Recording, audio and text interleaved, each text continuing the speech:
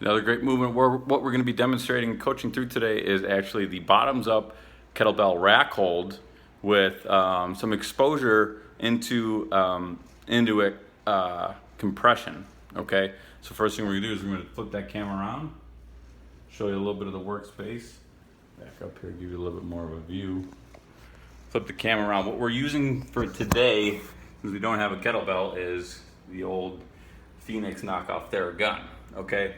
With this, number one, I want to make sure that the wrist, similar to when we were doing the compression with the kettlebell into the floor, we want that wrist to be in a neutral position. Number one fault that you'll see with people is here, and they're used to stabilizing here. Thusly, they have wrist pain.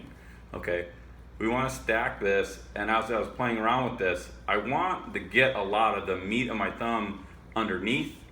And also, again, use that meat of right on top of that Pisces, distal to the Pisces, I guess, to support that compression. Okay, and from here, you could do walks, you could do holds, whatever it may be.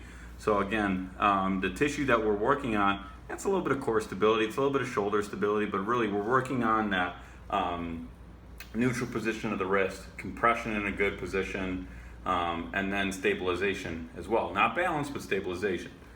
Some of the faults you may see is, number one, it's going to be that wrist extension. Number two, it's going to be probably going too heavy, okay? And it's turning into a balancing act instead of a control act. So this one, I kind of like trying to find that proper weight when we're talking about sets and reps. If it's too light, it's going to be too easy. If it's too heavy, it's going to be too difficult. So I would say if you could find a good weight that feels like an 8 on the RPE scale for 10 seconds on, 2 seconds off, I think that would be great. Otherwise, you could also do more of an endurance-based task with 30 seconds on, 30 seconds off. I like that just as much. It really just depends on the patient.